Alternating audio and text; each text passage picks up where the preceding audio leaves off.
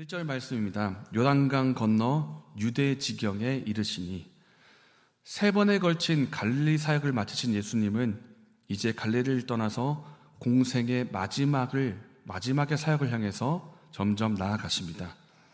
갈릴리를 떠나서 유대 지경에 이르신 예수님은 그곳에서 바리새인의 질문을 받으시는데요.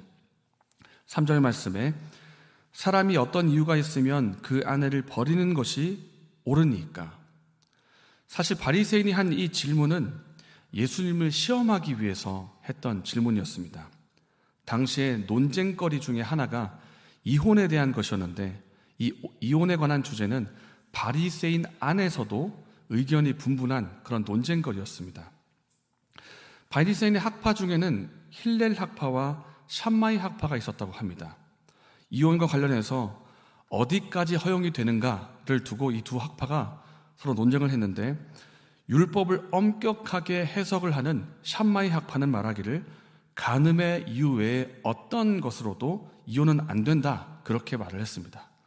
반면에 다소 율법을 자유롭게 해석했던 힐렐 학파는 말하기를 다양한 이유로 이혼할 수 있다, 심지어 아내가 빵을 만들었는데 빵을 태워 먹었다 하면 그 빵 태운 것도 이혼의 사유가 된다라고 여겼습니다.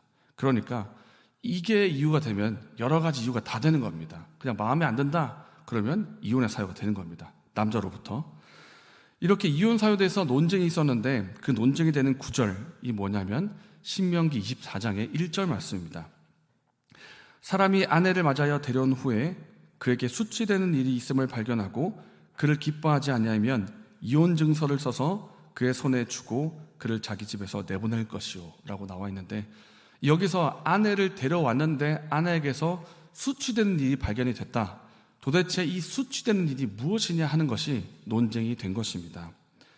성적인 부정이 수치되는 일이냐, 아니면 그냥 남편을 불편하게 하고 불쾌하게 만들면 그것이 다 수치되는 일이냐, 이것을 가지고 바리새인 사이에서도 의견이 분분했는데, 이 문제를 두고 예수님은 어떻게 답할 것인지 물어본 것입니다.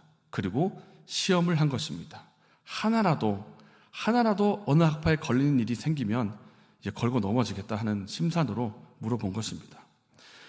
이 예수님께서는 결혼과 이혼에 대해서 더 근본적인 말씀을 하십니다. 당시에 논쟁에 되는 말씀은 신명기 24장 말씀이었는데, 예수님께서는 그 이전에 있던 창세기 말씀을 가지고 말씀하십니다. 다 함께 5절과 6절의 말씀을 읽겠습니다. 말씀하시기를 그러므로 사람이 그 부모를 떠나서 아내에게 합하여 그 둘이 한 몸이 될지니라 하신 것을 읽지 못하였느냐. 그런즉 이제 둘이 아니요 한 몸이니 그러므로 하나님이 짝져 주신 것을 사람이 나누지 못할지니라 하시니. 예수님은 먼저 결혼이 무엇인지를 말씀하십니다. 5절에 사람이 그 부모를 떠나서 아내에게 합하여 그 둘이 한 몸이 될지니라. 여기서 사람이라고 하는 단어는 남자를 말하는데 남자 단수를 말합니다. 한 명. 그리고 아내도 역시 여자 단수 한 명을 말하고 있습니다. 그러니까 결혼이라는 것은 한 남자와 한 여자가 만나서 이루는 것이 결혼입니다.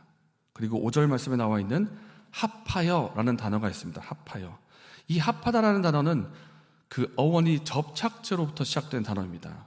접착제라는 어원이 있고 그 합하다라는 뜻도 딱 달라붙다라는 뜻입니다.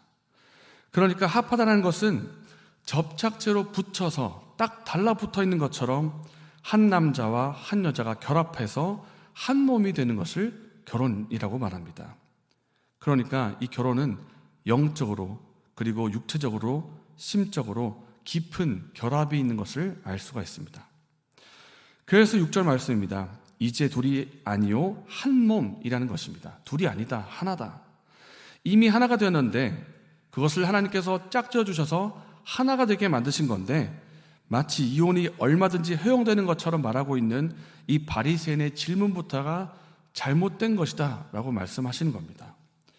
왜 이혼이 얼마든지 가능한 것처럼 말을 하고 있느냐? 둘이 아니요 한 몸이다. 이 예수님의 대답에 바리새인이 한 번 더 질문합니다. 바리새인 사이에 논쟁이 되었던 그 말씀, 신명기 24장 1절 말씀을 가지고 다시 질문합니다. 7절에 그러면 왜 모세는 이혼 증서를 주어서 버리라고 명령을 합니까? 그러자 예수님이 한 번 더 대답을 하십니다. 그것은 이혼을 권하거나 권장하는 것이 아니다.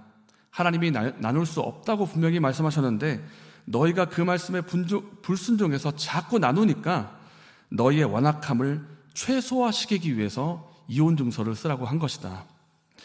당시 사람들이 이혼을 했습니다. 이혼을 하면서 어떤 일이 발생을 했냐면 이혼당한 여성의 그런 경제 상황, 생존의 문제가 발생을 했습니다. 당시 사회는 남성 중심의 사회이고 경제 활동도 남성 중심으로 진행이 되었습니다. 그리고 이혼 역시 남성으로부터 일방적으로 당하기가 일쑤였습니다. 마음에 안 드니까 나가라 이겁니다.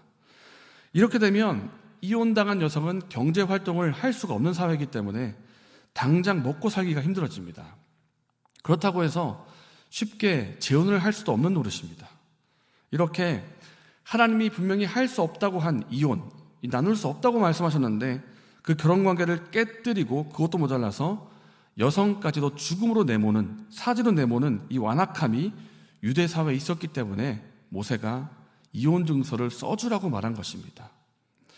이혼을 요구한 남자는 반드시 이혼 증서를 써줘야 되고 이것을 지켜보는 증인도 있게 만들어서 이혼당하는 여자가 어느 정도 보호를 받을 수 있도록 이혼 증서를 쓰라고 말한 거지 마음에 안 들면 이혼 증서 써주고 내보내라 이런 것이 아니었습니다.